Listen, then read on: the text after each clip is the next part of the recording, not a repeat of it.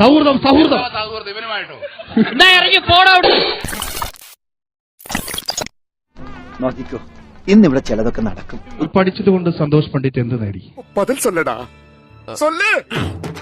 ഒരു സിനിമ ചെയ്യാൻ ഇത്ര വിദ്യാഭ്യാസം വേണമെന്ന് ബുക്കിൽ എഴുതി വെച്ചിട്ട് പീനൽ കോഡിലകത്ത് നിയമമൊന്നുമില്ല. കടൽ കാറ്റിൻ നെഞ്ചിൽ ഇപ്പൊ അതിന് കണക്കെടുക്കാൻ പറ്റിയ സമയോ? എനിക്ക് നിങ്ങളെ അടുത്ത് എനിക്ക് നെറ്റിൽ ഒട്ടിച്ചെടുക്കേണ്ട കാര്യമൊന്നുമില്ല. ഇനിയിപ്പോ ഞാൻ സൂപ്പർ സ്റ്റാർ അല്ല, നിങ്ങൾക്ക് തോന്നുകയാണെങ്കിൽ അങ്ങ് വിട്ടേക്ക്. ഞാൻ നിങ്ങളെ വീട്ടിൽ വന്ന് പ്ലീസ് എന്നെ സൂപ്പർ സ്റ്റാറെ കണക്കാക്ക്, പ്ലീസ് സൂപ്പർ സ്റ്റാറെ കണക്കാക്ക്. ഞാൻ നിങ്ങളെ വീട്ടിൽ വന്ന് പറയുന്നില്ല. ചേട്ടൻ വന്ന് ഇവിടെ ഇരുന്ന സമയം മുതൽ ചേട്ടന് ഇടത് കൈ ഇങ്ങനെ ഇരിപ്പുണ്ട്. അത് ഏതെങ്കിലും മുദ്രയാണോ? അത് ഈ ജീവി അങ്ങ് ചൊവ്വയെന്ന് വന്നതാ. ഇത് നേരെ ചൊവ്വ പോകുന്ന ലക്ഷണില്ല. ഈ രണ്ട് വിരലുകൾ തമ്മിൽ നമ്മൾ ഇങ്ങനെ ജോയിന്റ് ചെയ്യുമ്പോൾ നമ്മുടെ ഐക്യു ലെവൽ വർദ്ധിക്കുന്നതാണ് പറയുന്നത്. ചേട്ടാ അതിങ്ങനെ പിടിച്ചിരുന്നു കഴിഞ്ഞാൽ നമുക്കത് കറക്റ്റ് വലിയൊരാളാകാൻ പറ്റുമായിരിക്കും അല്ലേ? അതല്ല ഞാൻ പറയുന്നത്, എന്നെ പോലെ ആള് അത് വിട്ടേക്ക്. ഞാൻ പറഞ്ഞു ഓരോരുത്തർക്കും ഓരോ അവരുടേതായ. അല്ല ഞാൻ പറഞ്ഞു ഇത് പിടിച്ചു കഴിഞ്ഞാൽ സൂപ്പർ സ്റ്റാർ ആവോ ഐക്യു കൂടുമോ എന്നല്ല ഞാൻ പറഞ്ഞു. ആ ബുദ്ധിയുടെ ഒരു ബുദ്ധി ഉണ്ടാവുമെന്ന് ചോദിച്ചു. ഇങ്ങനെ നമ്മള് വെച്ചോണ്ടിരുന്നത് പൊതുവാൾജി എനിക്കിനെ ചോര കളക്കണ്ടോ. ഈ സൗഹൃദ സംഭാഷണം എന്ന് പറഞ്ഞിട്ട് പാവപ്പെട്ട മനുഷ്യനെ വീണ്ടും പരാസിയെ ഇവനെയൊക്കെ വള്ളിച്ചൂടിൽ അടിക്കാൻ ഇവിടെ ആളില്ലാഞ്ഞിട്ടാ. സന്തോഷ് പണ്ഡിറ്റ് അങ്ങനെ ഒരു സിനിമ എടുത്തു വെടിവെച്ച് കൊല്ലണം. അപ്പൊ അതിനെ അപ്പൊ 5 ലക്ഷം രൂപയുടെ വകുപ്പ് നിങ്ങൾക്ക് ഉള്ളത് കൊണ്ടാണ്. അപ്പൊ ഞങ്ങൾക്ക് ഒരു കോടി രൂപയുടെ വരുവാനോട് ഞങ്ങളും ഒക്കെ സിനിമ സ്റ്റാറാകാം. എവിടെ മലയാള സിനിമയുടെ ഭാവികാല സൂപ്പർ സ്റ്റാറിന് ഞാനത് കാണട്ടെ.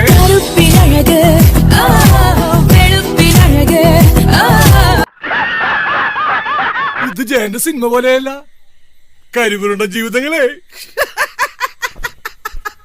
പിന്നെ 10 ഗുണം 10 ഗുണം അത്യാവശ്യം നല്ലൊരു അച്ഛനെ ജനിക്കുകയാണെങ്കിൽ ഒരാൾക്ക് ചെയ്യാൻ പറ്റും. കിട്ടിയാ ഇല്ല, ചോദിച്ചു വാങ്ങിച്ചു പോവാ. 10 ഗുണം 10 ഗുണം എന്ന് പറഞ്ഞാൽ താങ്കൾ അച്ഛനൊരു കലാകാരനായിരിക്കണം, അല്ലെ? കലയെ കലാകാരനായിരുന്നു. അങ്ങോട്ട് 10 ഗുണം 10 ഗുണം എന്ന് പറഞ്ഞാൽ നിങ്ങളുടെ 10 ഗുണം എന്താണ്? അറ്റ്ലീസ്റ്റ്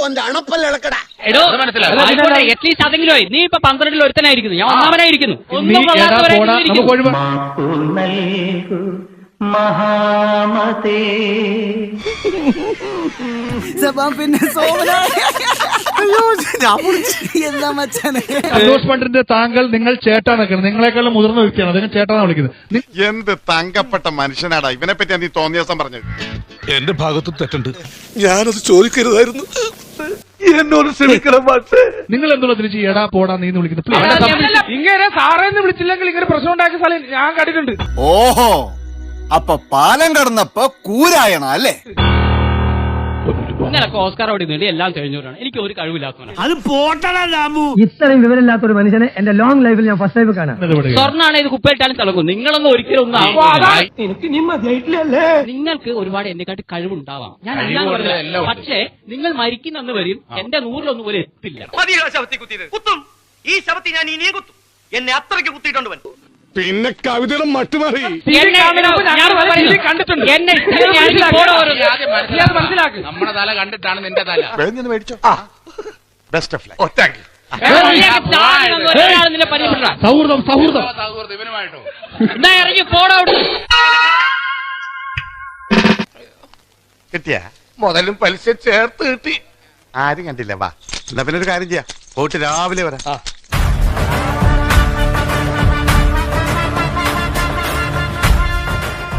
സന്തോഷ് പണ്ഡിറ്റ് മണ്ടനാണോ? മേടിച്ചോ. Best of luck. Santhosh Pandit മണ്ടനാണോ? ഇത്രയും വലിയ മണ്ടനെ വിളിച്ച ആളെ എന്ത് വിളിക്കണം? കിട്ടിയ മുതലും പലിശ ചേർത്ത് കിട്ടി. ആരും കണ്ടില്ല. വാ പുതിയ സിനിമ ഏതാ സാർ? ഇപ്പൊ ഓണർ റിലീസ് ഉണ്ടല്ലോ. ഓണർ റിലീസ് ഉണ്ട്. ഒരു നീലിമ നല്ല കുട്ടിയാണെന്ന് പറഞ്ഞു. നല്ല പേര്. ഒരു പ്ലേ കാർഡ് കയ്യിൽ പിടിക്കുക, എന്നിട്ടേ എന്നിൽ ഔഷധ ഗുണമില്ല എന്ന് പൊട്ടി കാണിക്കാം. ഇപ്പൊ കിട്ടൂടാ, ഇപ്പൊ കിട്ടും. ആരും ഒന്നും കൊല്ലാൻ പോണില്ല. അല്ല, ഈ ഔഷധ ഗുണമുള്ള ഇവനെ മലയാളി ഹൗസ് എന്ന പരിപാടിക്ക് ഇവനെ വിളിച്ചോ. 16 ഒരാളായിട്ട് എന്നെ വിളിച്ച് 26 ലക്ഷം രൂപയൊന്നും. എടാ ഇന്ന് വരെ നിനക്ക് കോപ്പിൽ 1 രൂപ ആരും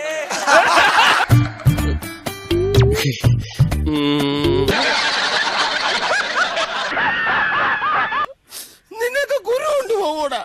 സൗന്ദര്യം കുറഞ്ഞവരെ മലയാള സിനിമ ഇന്നും അംഗീകരിക്കുന്നത് വട്ടനും പൊട്ടനും. നിങ്ങൾക്ക് നോക്കിയാറേ, ഒന്നുകിൽ അവൻ വട്ടനെ അഭിനയിക്കണം, അല്ലെങ്കിൽ പൊട്ടനെ അഭിനയിക്കണം, അല്ലെങ്കിൽ വില്ലനാവണം. അത് ശരിയാ. താങ്കൾ വികൃതമായിട്ട് അഭിനയിച്ചോളൂ, കുഴപ്പമില്ല. ആ സിനിമ വികൃതമായിരുന്നാ മതി. അതെന്തിനാടാ പന്നി ഇപ്പൊ പറഞ്ഞത്? സാർ ഇഷ്ടമുള്ളവര് കണ്ടാ മതി. കുറെ നാളായി ഇത് തുടങ്ങിയിട്ട്. ഇന്ന് എനിക്ക് രണ്ടിലൊന്നറിയണം. ഞാൻ നിങ്ങളുടെ ആരും വീട്ടിൽ ചെന്ന് പറയുന്നില്ല. കിട്ടിയല്ലോ. നിങ്ങൾ പറ്റുമെങ്കിൽ 4ാം ക്ലാസ്സിലെ സോഷ്യൽ സ്റ്റഡീസ് വായിക്കൂ. ഇന്ത്യ സ്വതന്ത്രമാണ്. ഇവിടെ ഫ്രീഡം ഓഫ് എക്സ്പ്രഷൻ ഇവിടെ അതുണ്ട്. ഇത് പറയാൻ ഒരു ഇന്ത്യൻ പൗരന് അവകാശമുള്ള പട്ടിപ്പന്നികളായി. ഇന്ത്യ സ്വതന്ത്രമാണ്. ഇവിടെ ഫ്രീഡം ഓഫ് എക്സ്പ്രഷൻ ഇവിടെ അതുണ്ട്. ഈ അറിവ് എവിടെ നിന്ന് കിട്ടി? പത്രത്തിൽ നിന്ന് അടിച്ചു മാറ്റിയതാ. സാറേ, താങ്കൾ പറഞ്ഞത് ആരെയും വീട്ടിൽ പോയി ക്ഷണിക്കുന്നില്ല സിനിമ കാണാനായിട്ട് വരുന്നത്.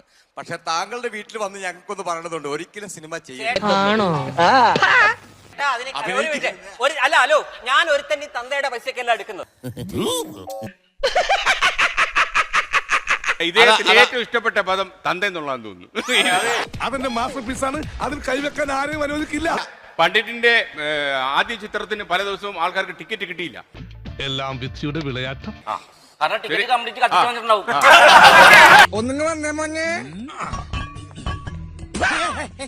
ഒരു മനുഷ്യനെ കഷ്ടപ്പെട്ട് അടിച്ചൊതുക്കരുത്. കഴിവുള്ളവൻ ഉയർന്നു വരും. ചൊറിഞ്ഞിട്ട് കാര്യമില്ല.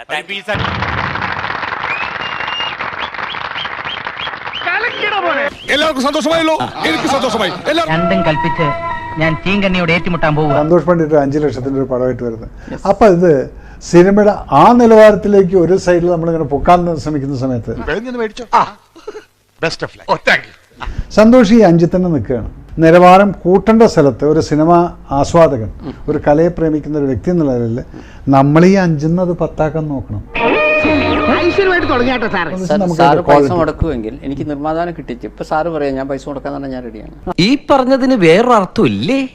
സാർ റെഡിയാണോ? കറക്റ്റ്. സഹായിക്കാൻ കഴിയത്തൊരു സഹതപിച്ചിട്ട് കാര്യമില്ലല്ലോ സാർ.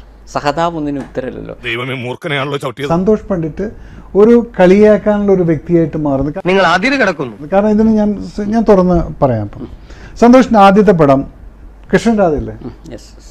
എന്താ എന്റെ ഉദ്ദേശം? ആ സിനിമ ഭയങ്കര ഓളം ഉണ്ടാക്കി. ഓളം എന്ന് പറഞ്ഞു കഴിഞ്ഞാൽ ഇതൊരു സംസാര വിഷയമായി. കൂടുതൽ സൂചിപ്പിക്കണ്ട. എനിക്ക് ഈ പടം കണ്ടിട്ട് എൻ്റെ ജീവിതത്തിലുള്ള ഫ്രസ്ട്രേഷൻ മുഴുവൻ ഞാൻ ആരൊക്കെ തെറിവിളിക്കണം ഒക്കെ ഞാൻ തെറിവിളിച്ച് തിയേറ്ററിൽ. ഇതിനുള്ള ഉത്തരം ഞാനൊന്ന് എഴുന്നേറ്റിട്ട് നിനക്ക് സൗകര്യം പോലെ പറഞ്ഞു തരാം. അതുവരെ നീ ഒന്ന് ക്ഷമിക്കും. സാർ എന്റെ പുതിയ സിനിമ കണ്ടിരുന്നോ? ഇപ്പോഴത്തെ ഉരുക്ക് സതീശൻ ഇല്ല, ഉരുക്ക് സതീശൻ ഞാൻ കണ്ടത്. മറ്റേ അത് അതിന്റെ ഓഡിയൻസ് എന്താണ് പറഞ്ഞത്? അതിന്റെ ഓഡിയൻസിനെ കുറിച്ച് അവരൊന്നും എനിക്കൊന്നും അങ്ങനെ വൃത്തികേടായിട്ടൊന്നുമില്ല പറഞ്ഞിട്ടില്ല. ഇപ്പൊ കാര്യങ്ങളൊക്കെ വ്യക്തമായല്ലോ. അല്ല, ഇമ്പ്രൂവ്മെന്റ് ഉണ്ടെന്ന് മനസ്സിലായി. ഇമ്പ്രൂവ്മെന്റ് അത് തിരിച്ചറിയാനുള്ള കഴിവ് അതാണ് നിനക്കില്ലാത്തത്. ഇതിനകത്ത് എന്താ പ്രശ്നം എന്നറിയാം? എല്ലാ കാര്യങ്ങളും സന്തോഷം ഒറ്റയ്ക്ക് ചെയ്യാൻ ശ്രമിക്കുന്നതാണ് ഏറ്റവും വലിയൊരു പ്രശ്നം. കാരണം അല്ലെങ്കിൽ ബജറ്റ് കൂടും. കറക്റ്റാണല്ലേ? ഒരു സംശയം സാർ തീർത്തുണ്ടോ? ഇങ്ങനെ വ്യത്യസ്തമായ ആളുകളും സൂപ്പർ സ്റ്റാറുകളും അഭിനയിച്ച് എത്ര സിനിമ പൊട്ടിയെന്ന് അറിയിട്ടുണ്ട്? എത്ര നിർമ്മാതാക്കൾ ആത്മഹത്യ ചെയ്തിട്ടുണ്ട്? എന്താ മോനെ? സന്തോഷ് പണ്ഡിറ്റിന് ഇന്ന് വരെ ആത്മഹത്യ ചെയ്യേണ്ട ഗതികേട് ഉണ്ടായിട്ടില്ല. കാരണം മുതൽ മുടക്ക് തിരിച്ചു കിട്ടിയിട്ടുണ്ട്. സാർ ഒന്ന് എനിക്ക് ഒരു മിനിറ്റ് കാട്ടുപോത്തിനേക്കാൾ തൊലിക്കട്ടിയും കാട്ടാനേക്കാൾ ശക്തിയുള്ള ഇവനെ നേരിടാൻ എനിക്കാവില്ലായിരുന്നു. സന്തോഷ് പണ്ഡിറ്റ് സാറ് പറഞ്ഞില്ലേ ലോക സിനിമ കാണും. എനിക്ക് അതിനുള്ള സമയമില്ല. ലോക സിനിമയായിട്ട് മലയാള സിനിമ കാണാൻ സമയമില്ല. കിട്ടിയാ? ഇല്ല, ചോദിച്ചു വാങ്ങിച്ചു പോവാ. എനിക്ക് സിനിമയോട് അങ്ങനെ സാറ് പറയുന്ന പോലത്തെ ഒന്നുമില്ല. എനിക്ക് ഇതൊരു പക്ക ബിസിനസ്സാണ്. അവന് ബുദ്ധിയുണ്ട്, മനസ്സിലായോ? അതിനാണോ ഈ കോപ്രായങ്ങളെല്ലാം കാണിക്കുന്നത്? ഒരുമാതിരി മറ്റേ പറഞ്ഞാണ്ടല്ലോ. അങ്ങനെയാണല്ലോ നമ്മള് ഇവർ സന്തോഷിനെ കൗണ്ടർ ചെയ്യുന്ന ആൾക്കാർ മുഴുവൻ പറയുന്നു. എന്റെ ഭഗവതി, ഇവന്റെ ഷേപ്പ് മാറാതെ നീ നോക്കിക്കോണേ. അതിപ്പോ സാറിന്റെ സിനിമയിൽ സാറിന്റെ എല്ലാ സിനിമയും വിജയിച്ചിട്ടില്ലല്ലോ. കുറെ സിനിമകൾ പരാജയപ്പെട്ടു. അതിലെ നായകനും കോപ്രായം കളിച്ചുകൊണ്ടാണ് പടം പൊട്ടിയത്. അവിടെ ആ സിനിമയിൽ കലയില്ലാത്തതുകൊണ്ടാണ് അത് പരാജയപ്പെട്ടത്. അതിൽ സാർ ആത്മാർത്ഥ കാണിക്കത്തോണ്ടായിരുന്നു ആ സിനിമ പരാജയപ്പെട്ടത്. എന്റെ സിനിമ എന്തുകൊണ്ട് പരാജയപ്പെട്ടു? എന്നെ പൊട്ടനാക്കാണോ? അതാക്കേണ്ട കാര്യമുണ്ടോ? എന്റെ സിനിമ എന്ന് പറഞ്ഞാൽ എല്ലാം 100 ഓടിയിട്ടില്ല സാർ. ആകെ 2 സിനിമ ഹിറ്റ് ആയിട്ടുള്ളൂ. ബാക്കിയെല്ലാം പരാജയപ്പെട്ടാണ്. ഇനിയും കേൾക്കാനുള്ള മുസ്ലിം പവർ ഇദ്ദേഹത്തിനില്ല. ഇല്ല, അതില് സന്തോഷിന്റെ കണക്ക് തെറ്റിയിരിക്കുന്നു. എന്റെ 1971 പരാജയല്ലേ? ആ പരാജയമാണ്. പക്ഷെ എന്റെ കാര്യങ്ങളൊക്കെ കൈവിട്ട് പോയല്ലോ തിരുവട്ടമാ. കലയുടെ കൂട്ടത്തില് നമ്മള് ബിസിനസ് ചിന്തിച്ചില്ലെങ്കിൽ പിന്നീട് നമുക്ക് സിനിമ ചെയ്യാൻ പറ്റില്ല. കാരണം നിർമ്മാതാവ് ആത്മഹത്യ ചെയ്യും. അതോടെ പിന്നെ രണ്ടാമത്തെ സിനിമ തരും. അതന്നെ ഇതാ ഞാൻ പറഞ്ഞു. സന്തോഷ് പണ്ഡിറ്റ് ആരാന്റെ ഔദാര്യത്തിലല്ല ജീവിക്കുന്നത്. അതിനാണോ ഈ നാട്ടുകാരുടെ മുമ്പിൽ കൂട്ടും സൂട്ടും കണ്ണടയൊക്കെ ഇട്ടിട്ട് സാർ അല്ല ഞാൻ അതിലേക്ക് ശരിക്കും പറഞ്ഞു മനസ്സിലാക്കി കൊടുത്ത അച്ചു. I don't care. അവന്റെ 100 രൂപ മേടിച്ചിട്ട് അവൻ ഉള്ളോട്ട് കയറി, അത് സാറ് ചോദിക്കണമായിരുന്നു. ഈ പാലക്കാട് റെയിൽവേ സ്റ്റേഷനിലേക്ക് ഇതിലേ പോയാൽ മതിയാ. സന്തോഷ് പണ്ഡിറ്റ് സിനിമയെ കലയായിട്ടാണ് കണ്ടിരുന്നെങ്കിൽ ഞാൻ ഫ്രീ ആയിട്ട് അവനെ കാണിച്ചു കൊടുക്കുകയായിരുന്നു. ഇവിടുത്തെ ഞാൻ സന്തോഷ് പണ്ഡിറ്റിനെ ആളുകൾ ഇൻസൾട്ട് ചെയ്യുന്നത് ഞാൻ കണ്ടിട്ടുണ്ട്. പോയി തരത്തി പോയി കളിക്കടാ. ഇളക്കല്ലേ. പക്ഷേ ഈ വിവരമില്ലാത്തവൾ എന്നുള്ളതിന് ഹിന്ദിയിൽ എന്താ പറയാ? ഉല്ലുക്കപ്പട്ട. ഉല്ലുക്കപ്പട്ട ദഹ്നെ മുട്ട് ആകെ ചൽ. അപ്പൊ ഞാൻ പോട്ടെ. എന്റെ കാര്യം കൂടെ ഒന്ന് പറയടാ. ഈ പാവത്തിന് ഒന്ന് അഡ്ജസ്റ്റ് കൊടുത്തേക്ക്. പിന്നെന്താ മതിയോ? ഈ ഉപകാരം ഞാൻ ഒരിക്കലും മറക്കൂല. നന്ദിയുണ്ട് സാറേ, നന്ദി. അപ്പൊ അടുത്ത തിങ്കളാഴ്ച ഞാൻ വരുന്നതിന് മുമ്പ് തന്നെ ചോദിച്ചു ആരൊക്കെ ഉണ്ട് എന്തൊക്കെയുണ്ട്. നമുക്ക് സന്തോഷ് പണ്ഡിറ്റുണ്ടെന്ന് പറഞ്ഞു. അവൻ എവിടെ എപ്പോൾ എങ്ങനെ വരുമെന്ന് ആർക്കും പറയാൻ പറ്റില്ല. ഞാൻ ഇതുവരെ സന്തോഷം കണ്ടിട്ടില്ല. കാരണം ഇത് ഒന്ന് കണ്ടിരിക്കേണ്ട ഒരു മുതലല്ലേ. അതാണ് ഞങ്ങളുടെ കുടുംബത്തിന്റെ മഹിമ. സന്തോഷിന്റെ ഏറ്റവും വലിയ പ്രത്യേകത എന്താന്ന് പറഞ്ഞാല് എന്തും ചെയ്യാനുള്ള ധൈര്യം. ഇത്രയും ധൈര്യം ഞാൻ എന്റെ ചാൽ ശോഭരാജ് മാത്രമേ കണ്ടു. എന്തും ചെയ്യാനുള്ള ധൈര്യം. അത് ഞാൻ പറയും. അതൊന്നും ഞാൻ പറയും. എന്ത് കാര്യത്തിനാണ് ഒരു സുഖം, ഒരു മനസുഖം. എന്ത് കാലട്ടെ അതാള് വീട്ടിൽ മതി. എന്തും ചെയ്യാനുള്ള ഒരു ധൈര്യമുള്ള ഒരാളാണ്. വടക്കം വീരഗാഥയിലെ മമ്മൂക്കയുടെ റോള് കൊടുത്താലും സന്തോഷം ഒക്കെ എന്ന് പറയും. നീ എന്നെ ആക്കല്ലോ. കിരീടത്തിലെ ലാലേട്ട് അഭിനയിച്ച റോള് കൊടുത്താലും ഒന്ന് നിർത്തണ്ട സാബുവേ, എനിക്ക് ഈ പുകഴ്ത്തി പറയുന്നതേ ഇഷ്ടമല്ല. ചാനലിലൊക്കെ വന്നു കഴിഞ്ഞാല് പുള്ളിയുടേതായ അഭിപ്രായങ്ങൾ വളരെ വെട്ടിത്തുറന്ന് പറയുന്ന ഒരാളാണ്. ഞാൻ പറയും ഒരു തണ്ടിനും പേടിയില്ല. ഇനി കറക്റ്റ് ആണോ കറക്റ്റ് അല്ലെന്നൊന്നും പുള്ളി ചിന്തിക്കാറില്ല. അതങ്ങ് പറയുകയാണ്. മറ്റുള്ളവർക്ക് അത് സ്വീകാര്യമാണോ അല്ലേന്നൊക്കെ ഉള്ളത് അത് വേറെ വിഷയം. എനിക്കറിയില്ല. ഇവിടെ നിന്ന് എന്റെ കൺട്രോൾ തെറ്റി സാറ് പോയിക്കോ. ഞാൻ പറയുന്നത് ഇറ്റ് ഡിപ്പെൻസ്. അത് എല്ലാവർക്കും ഒരു കാര്യത്തിൽ എല്ലാവർക്കും ഒരേ അഭിപ്രായം ഉണ്ടാവണമെന്നില്ല. എന്താ ശരിയല്ല മാവ? ശരിയല്ല. Take an example. അല്ല സാർ ഒരു മിനിറ്റ് പറയട്ടെ. തമാശയാക്കാണ്. അല്ല തമാശയാക്കാണ്. അങ്ങനെ ഒരു എക്സാമ്പിൾ ഞാൻ പറയാം. ഇപ്പോ ഇന്ത്യയും പാകിസ്ഥാനും തമ്മിലൊരു യുദ്ധം നടക്കുകയാണെങ്കിൽ ഇപ്പൊ ഒരു 100 പാകിസ്ഥാൻ്റെ ആൾ മരിച്ചുവെങ്കിൽ നമുക്ക് സന്തോഷമായിരിക്കും, പക്ഷെ അവർക്ക് ദുഃഖമാണ് വരാം. ഒന്നും മനസ്സിലായില്ല എന്താണ്. കളിയാക്കരുത്. ചേരട്ടെ ഞാൻ തല്ലി പൊട്ടിക്കുന്നു. വേണ്ട എന്ന് പറഞ്ഞത് അവനെ തല്ലണ്ടെന്നല്ല, അവന്റെ കയ്യിൽ നിന്ന് തല്ലി കൊള്ളണ്ടാന്നാ പറഞ്ഞത്. 10 മണിക്കൊരു സ്കൂളിൽ ബെല്ലടിക്കുകയാണെങ്കിൽ ടീച്ചറെ സംബന്ധിച്ചിടത്തോളം ടീച്ചർ എന്ന് എന്റെ ഒരു ദിവസം തുടങ്ങി എന്ന് പറഞ്ഞ് ഹാപ്പി ആയിട്ട് പിന്നെ 11 മണിക്ക് അടിക്കുള്ളൂ അല്ലേ? സീരിയസ് ആയിട്ടൊരു കാര്യം പറയുമ്പോ ആത്തെടുത്ത് കേട്ടോ സാർ. ഒരു മിനിറ്റ് എനിക്ക് ഒരു 10 മണിക്കാണ് ബെല്ലടിക്കുന്നതെങ്കിൽ ബെല്ലടിക്കുമ്പോൾ ഒരു ടീച്ചർ ഹാപ്പിയാണ്, പക്ഷെ ഒരു കുട്ടികളുടെ പെർസെപ്ഷൻ നാശം. ഒറ്റ ഷോക്കടി തീരാൻ എന്ത് ചെയ്യുന്ന കോമഡിയാണ്. ഒരു മിനിറ്റ് ഒരു മിനിറ്റ് എനിക്ക് സമയം എന്താ? 4 മണിക്ക് ശരിക്കുള്ള മുടിയാണോ? ചിരിക്കണം. എന്താ ഒരു വലിയ തമാശ പറഞ്ഞതല്ലേ? ചിരിക്കണമെങ്കിൽ ചിരിക്കാം. ആത്മാർത്ഥതയെ അഭിനന്ദിച്ചില്ലെങ്കിലും അപമാനിക്കരുത് സാർ. സന്തോഷ് പണ്ഡിറ്റ് പറഞ്ഞത് നത്തിങ് വൾഗർ ഇൻ ഈ മൂവി അല്ല, അങ്ങനത്തെ എന്തോ ഒന്നും ഇല്ലെന്ന് പറഞ്ഞു മൂവിയില്. ഞാൻ ഇവന്റെ 2 വാങ്ങിച്ചിട്ടേ പോവുള്ളൂ. ഇപ്പോഴത്തെ ഇപ്പൊ ഇറങ്ങിയ സിനിമയിലെ പോസ്റ്റർ ഞാൻ ഇന്നലെ ഞാൻ വന്നോണ്ടിരിക്കുമ്പോ കണ്ടു. എന്തൊരു വൾഗർ പോസ്റ്റർ അത്. ഒരു പെണ്ണ് ബൈക്കിന്റെ മുകളിൽ ഇത്രയുള്ള സ്കേർട്ട് കാലും പൊക്കി കിടക്കുന്നു. എന്തായാലും മരണം ഉറപ്പായി. ബാക്കിയുള്ള നടിമാരൊക്കെ പറഞ്ഞിട്ടാണോ അഭിനയിക്കുന്നത്?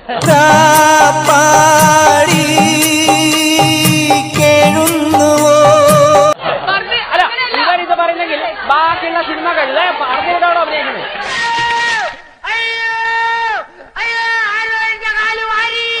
സത്യം പറഞ്ഞ ഒരു കാര്യം പറയട്ടെ, എത്രയോ ഹിന്ദി സിനിമകളിൽ ഇംഗ്ലീഷ് സിനിമകളിൽ അതിനേക്കാൾ മോശപ്പെട്ട പോസ്റ്ററുകളില്ലേ? വെട്ടാൻ വരുന്ന പോത്തിനോട് വേറെ ഓതിയിട്ട് കാര്യമില്ല, ഇവരെ അടിച്ച് പുറത്താക്കണം, അതേ വഴിയുള്ളൂ. പോസ്റ്റർ നല്ല പ്രശ്നം. പോസ്റ്ററല്ല എന്തോ എങ്ങനെ. കേരള സ്റ്റേറ്റ് ഫിലിം അവാർഡ് കഴിഞ്ഞ വർഷത്തെ മൊത്തം ചിത്രങ്ങൾ പ്രഖ്യാപിച്ചപ്പോൾ ഇത്രയും ബഹുമുഖ പ്രതിയായ സന്തോഷ് പണ്ഡിറ്റിന് വേണ്ട പരിഗണന ലഭിച്ചില്ല എന്നൊരു പരാതിയുണ്ടോ? അത് ഉത്തരം പറ. അത് പറങ്ങട്. എല്ലാവരും അഭിനയിച്ച ആദ്യ സിനിമയിൽ തന്നെ ഓസ്കാർ അവാർഡ് കിട്ടണമെന്നൊന്നുമില്ല.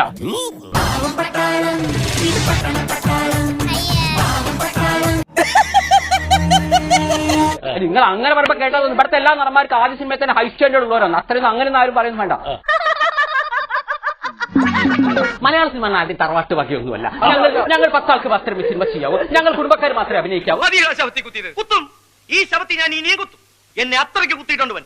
നിലവാരം നിലനിർത്തിയെന്ന് താങ്കൾ വിശ്വസിക്കുന്ന ഈ മൊത്തം പാട്ടുകളിൽ ഏറ്റവും നല്ല പാട്ട് ഒന്ന് പാടാമോ? പിന്നെന്താ, വിത്ത് പ്ലഷർ. ദേഹിയില്ല ദേഹിക്കിപ്പോൾ ദാഹമില്ല, മതി സുഗന്ധമില്ല സുഗന്ധിക്ക് ജീവനില്ല. അത് കാലക്ക് മോനെ. സുഗന്ധിയില്ല സുഗന്ധത്തിന് സുഗന്ധമില്ല. ഇതെന്ത് സാധനം? കുട്ടി വേണ്ട വേണ്ട, വെറുതെ എന്തിനാ ധൈര്യത്തെ തൊട്ട് കളിക്കണത്? സുഗന്ധമില്ല. എന്തർത്ഥ സാർ ഈ സോങ്ങിനുള്ളത്? ഇന്നത്തെ പാട്ടില് ചുരുക്കം പാട്ടിലെ അർത്ഥമുള്ളൂ. അപ്പങ്ങൾ എമ്പാട് അതിനെന്ത് അർത്ഥമുണ്ട്? ഇതുപോലെ ചക്ക ചക്ക കപ്പ കപ്പ അതിനെന്ത് അർത്ഥമുള്ളത്? മയങ്ങിയോ സൂര്യമാനസം. കിട്ടിയാ? ഇല്ല, ചോദിച്ചു വാങ്ങിച്ചു. പോവാ. ഇതെന്താ കുറെ കഴുകന്മാർ ഒരാളെ കുത്തി വരിക? ഒരു സിനിമയിലെ എവിടുത്തെ മര്യാദ ഒരു മനുഷ്യൻ കഷ്ടപ്പെട്ടൊരു 18 ജോലി ചെയ്തിട്ട് അയാൾ ഇങ്ങനെ കഴുകന്മാരെ പോലെ കുത്തി വരിക. എന്ത് മനുഷ്യന്മാരാണ്? ഇതെന്ത് ന്യായം, ഇതെന്ത് നീതി, ഇതെന്ത് വ്യക്തിത്വം എന്ന് വെച്ചുകൊണ്ട് നമ്മൾ ഒരു വിലയിരുത്താൻ പാടില്ല. കാരണം ഭാവിയിൽ ഒരു നല്ല ഫിലിം അദ്ദേഹം ഉണ്ടാക്കി നമ്മൾ അത് അംഗീകരിക്കും. അങ്ങനെ പറഞ്ഞു കൊടുക്കണ രമണ. എടാ 100 ജന്മം ജനിച്ച് 5 ലക്ഷത്തിന് സിനിമ ഞങ്ങൾക്ക് പറ്റുമോ? എന്തിനാണ് പറയുന്നത്? തൽക്കാലം നീ പോപ്പു, അവനുള്ള പണി ഞാൻ കൊടുത്തോളാം. താൻ ഒരുപാട് പുളുത്തു. നിങ്ങളൊക്കെ ഒരു കമ്പനിയാന്ന് എനിക്ക് അറിയാമോ. സന്തോഷ് പണ്ഡിറ്റ് എന്ന മനുഷ്യൻ ഇപ്പോൾ കാണിക്കുന്നത് ഇദ്ദേഹത്തിന്റെ സിനിമകൾ ടെക്സ്റ്റൈൽ എടുത്താൽ ഇപ്പോൾ ഇദ്ദേഹം കാണിക്കുന്നത് ഒരു കാരണവശാലും നമുക്ക് അംഗീകരിക്കാൻ പറ്റില്ല. എന്റെ മോൻ പോയി തൂങ്ങിച്ചാത്. കൊട്ടേട്ടന്റെ ഒരു ഫോട്ടോ തരുമോ? എന്തിന്? പേഴ്സിൽ വെക്കാനാ.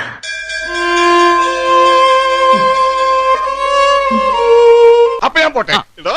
എന്റെ കാര്യം കൂടെ ഒന്ന് പറയടാ. ഞാൻ 100 വീട് തരാം പറഞ്ഞ് തെറ്റുന്നില്ല പറയുന്നത്. അല്ലെങ്കിൽ ഞാൻ വെറുതെ പോയി എന്ന് പറയാൻ വേണ്ടിയല്ല സന്തോഷ് പണ്ഡിറ്റ് പോകുന്നത്. സന്തോഷ് പണ്ഡിറ്റ് എവിടെ പോവുകയാണെങ്കിലും അവിടുത്തെ സാധാരണക്കാരുടെ അടുത്ത് പോയി ഇനി എന്താണ്, ഞാൻ എന്താണ് ഇപ്പൊ ചെയ്യേണ്ടത്, ഞാൻ എല്ലാവരും അതേ ചോദിക്കുന്നുണ്ട്. ഞാനിപ്പോ എന്താ വേണ്ടത് അത് ചെയ്തു വരുന്നു. നീയാണ് യഥാർത്ഥ കാർഡുകളും ചേട്ടൻ്റെതായിട്ടുള്ള കാര്യങ്ങളൊക്കെ വളരെ വ്യക്തമായിട്ട് പറയുന്ന ഒരാളാണ് ചേട്ടൻ. പക്ഷെ ഇതേ സ്ഥാനത്താണ് പറയുന്നത്. അതായത് ഇതൊക്കെ പറയാൻ സന്തോഷ് പണ്ഡിറ്റ് ആരാ? അല്ലെങ്കിൽ ഇപ്പൊ ഈ വയനാട്ടിലുള്ള കേസിൽ പോലും എന്തിനാണ് അവിടെ പോയി സംസാരിക്കുന്നത്? അല്ലെങ്കിൽ ഇതൊക്കെ പറയാൻ ഇവൻ ആരാ എന്നുള്ള രീതിയിൽ കുറെ കാര്യങ്ങളൊക്കെ ഇങ്ങനെ ആൾക്കാർ സംസാരിക്കുന്നുണ്ട്. അപ്പോ ഇതിനുള്ളൊരു മറുപടി എന്താണ്? അതിനൊന്നും ഇല്ല.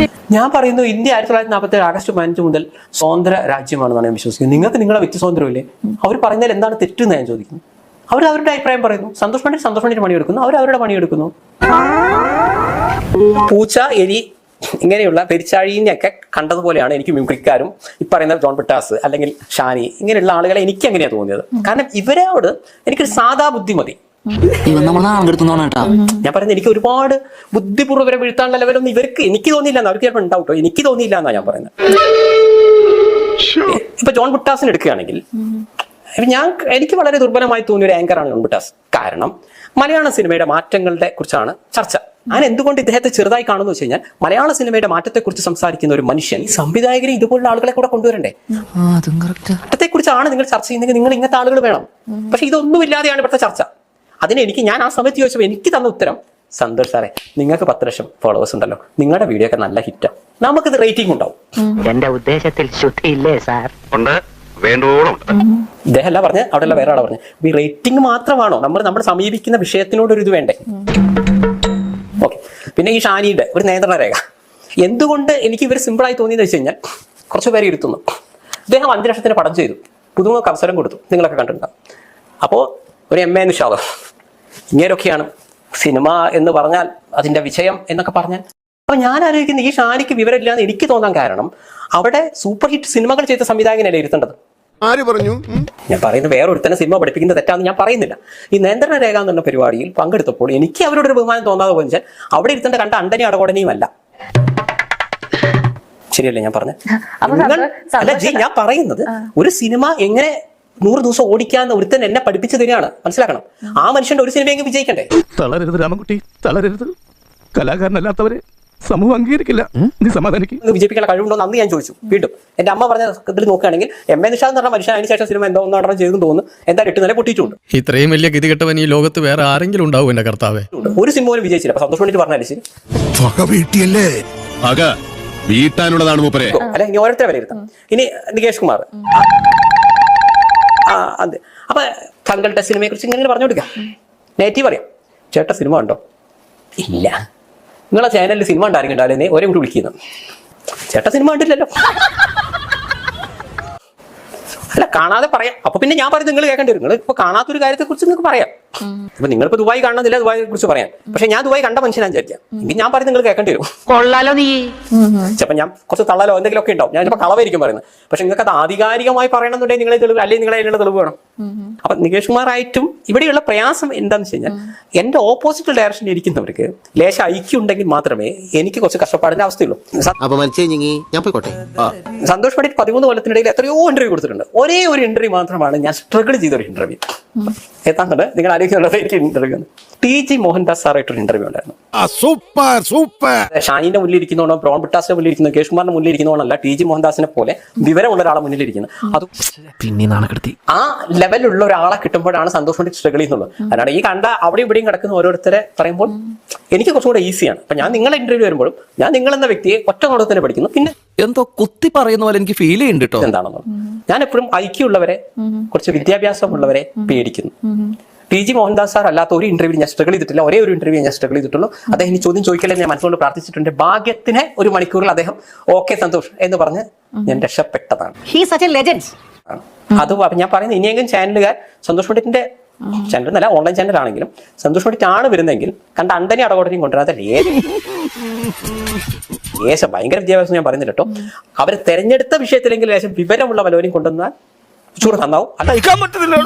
ഇപ്പൊ പറഞ്ഞൊരു കാര്യമുണ്ടല്ലോ, അതായത് ആ ഒരു പ്രോഗ്രാമിൽ ചെന്നിരുന്നപ്പോഴത്തേന് ഇവരോടൊക്കെ ചോദിച്ചു, സൂപ്പർ ഹിറ്റ് സിനിമകൾ വിജയിപ്പിച്ച അല്ലെങ്കിൽ സിനിമകളൊക്കെ സൂപ്പർ ഹിറ്റ് ആക്കിയ സംവിധായകരെ കൊണ്ട് ഇരുത്തിക്കൂടായിരുന്നോ ഈ അണ്ടനെ അടകോടനെയൊക്കെ എന്തിനാ കൊണ്ട് ഇരുത്തിയെന്നുള്ളത്? ആ പരിപാടി തന്നെയല്ല ചേട്ടൻ ഇരുന്നത്. അപ്പൊ ചേട്ടനെ എല്ലാ സിനിമകളും സൂപ്പർ ഹിറ്റ് ആണെന്നാണ് ചേട്ടൻ ഇപ്പൊ പറഞ്ഞത്. അപ്പൊ അവിടെ ഇരിക്കാനുള്ള യോഗ്യത ചേട്ടനുണ്ട്. വേണ്ടോ, നീ ചായ അടിച്ചാൽ മതി, നീ എന്നെ അടിക്കാൻ നിൽക്കണ്ട. എന്നെ എങ്ങനെയാണ് സൂപ്പർ ഹിറ്റ് സിനിമ ഉണ്ടാക്കുക എന്ന് പഠിപ്പിച്ചു. Note the point. അവിടെ ഇരുത്തണം എന്നല്ല. MA നിഷാദിനെ പോലത്തെ മൂന്നാംകിട സംവിധായകർ ഇരിക്കുന്നതിൽ എനിക്കൊരു വിഷമമില്ല. ഇതെല്ലാം അടുത്ത വിഷയം. അങ്ങനെയുള്ള ആളുകൾ ആ ലെവലിലെ മറുപടി പറയാവൂ. അതുകൊണ്ടാണ് അവർ തിരിച്ചു ചമ്പുന്നത്.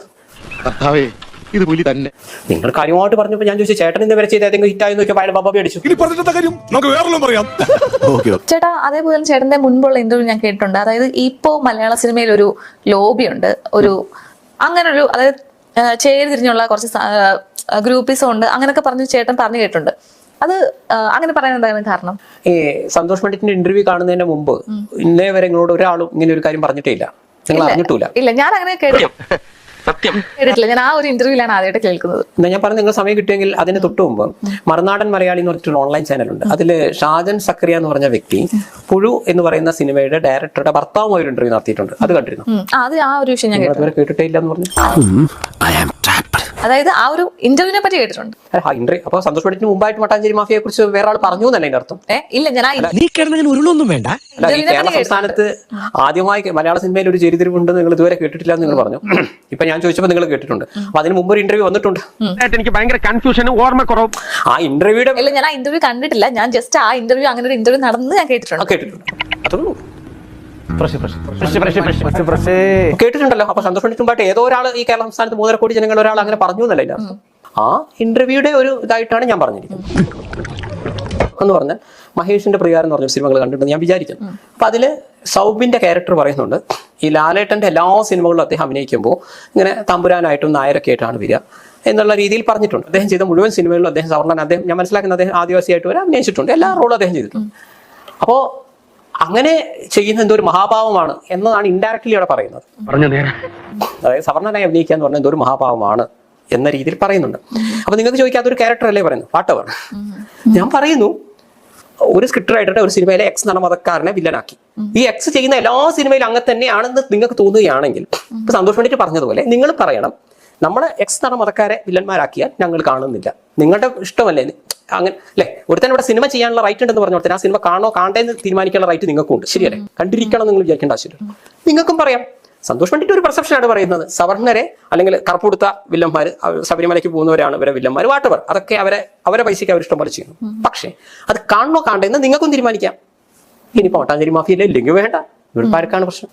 ഇയാള് ഭയങ്കര ഇപ്പൊ ഞാൻ പറയുന്നു, സിനിമയായിട്ട് കണ്ടാ മതിയല്ലോ. ഞാൻ പറയുന്നു അങ്ങനെ കണ്ടാൽ മതി. ഇനി ആർക്കെങ്കിലും പ്രയാസമുള്ളവരുണ്ടെങ്കിൽ ഇങ്ങനെ ചെയ്യാം. ഇപ്പൊ സന്തോഷ് പണ്ഡിറ്റ് ഈ ഒരു പെർസെപ്ഷനാണ് പറയുന്നത്. ഇതേപോലെ വേറെ ആൾക്ക് പറയാം, അങ്ങനെ നോക്കുകയാണെങ്കിൽ ഞങ്ങളെ മോശമാക്കി. ഞാൻ പറയുന്നത് നിങ്ങൾ കാണണ്ട. നിങ്ങൾ എന്തിനാണ് നിങ്ങളെ സമുദായത്തെ മോശമാക്കി കൂട്ടുന്ന സിനിമകൾ നിങ്ങൾ എന്തിനാ കാണണം? പക്ഷേ ഈ ചർച്ചകളിലേക്കൊക്കെ വരാനുള്ള ഒരു കാരണം എന്താണ്? ഇവിടെ ഒരു പ്രമുഖ സിനിമ എടുത്തു, പക്ഷേ ഇപ്പൊ ഇഡിയുടെ ഇതൊക്കെ വന്നു, അല്ല സെർച്ചിങ് വന്നു, 200 കോടി 250 കോടി എന്ന് പറഞ്ഞു. പക്ഷെ അന്വേഷിച്ച് വരുമ്പോ എന്താണ്, തിയേറ്ററിൽ 10 ആളേ ഉള്ളൂ. ഇത് ഫാക്ട് ആണ്. ഇത് സന്തോഷം ഇനി അത് സന്തോഷിന്റെ തലയിലിടരുത്. ചില സിനിമകൾ ഇപ്പൊ നേരെ പിടിച്ചതാണ്. അതായത് തിയേറ്ററിൽ വരുമ്പോൾ ആളില്ല, പക്ഷെ ഇവിടെ കളക്ഷനില്ല. അതുകൊണ്ട് ഇങ്ങനെ നേരെ പിടിച്ചപ്പോഴാണ് 250 കോടി എങ്ങനെ വന്നു എന്നുള്ളത്. അപ്പൊ ആ 2 വിഷ്വൽ മതിയല്ലോ. അപ്പൊ ഈ വരാത്ത 490 ആൾക്കാർ എങ്ങനെയാണ് ഇത് വരുന്നത്? എന്തൊക്കെയാണ് ഈ കൊച്ചു കേരളത്തിൽ സംഭവിക്കുന്നത്? എന്തൊക്കെയാണ് നടക്കുന്നത്? അപ്പൊ രണ്ടാമത്തെ കേസ് ഈ OTT-യിലൊക്കെ വരുമ്പോൾ കളക്ഷൻ നോക്കുന്നുണ്ട്. OTT നമ്മുടെ നിശ്ചിത പൈസക്ക് വിൽക്കുമ്പോൾ. അപ്പൊ ഇത് 2 ഗുണമാണ്. ഇവിടെ ഈ പൈസ കൊടുത്താലും OTT-യിൽ ഇൻഡയറക്റ്റ്ലി പൈസ കിട്ടുകയും ചെയ്യും. സന്തോഷമായിട്ട് പറഞ്ഞത് നിങ്ങൾ നേരത്തെ ചോദിച്ചു, അങ്ങനെ മട്ടാഞ്ചേരി മാഫിയ ഉണ്ടോ? ഒറ്റ വാക്ക് ചോദിക്കാം. ഈ ED റെയ്ഡ് വന്നതിന് ശേഷം പിന്നെ ഒരു സിനിമ അതുവരെ ഇങ്ങനെ കണ്ടിന്യൂസ്ലി 100 കോടി 200 കോടി 250 കോടി ED വന്നതിന് ശേഷം എന്താ മേഡം ഒരു സിനിമ 100 കോടി എത്താത്തത്? അതിനുശേഷം വന്ന എല്ലാ പോസ്റ്റർ പോലും 30-ാം ദിവസം 40-ാം ദിവസം 50-ാം ദിവസം. അതുവരെ നിങ്ങൾ വെറും കോടികളുടെ കണക്ക് മാത്രമല്ല കേട്ടുള്ളൂ. 2 ആഴ്ച കൊണ്ട് 100 കോടി, 3 ആഴ്ച കൊണ്ട് അല്ല സംതിങ്. ഇതവൻ കൊണ്ടുപോയിട്ടാ എഡ്യൂക്കേഷൻ എന്തായാലും കലക്കിട നിന്നെ ഞങ്ങൾ സമ്മതിച്ചു തന്നിരിക്കുന്നു.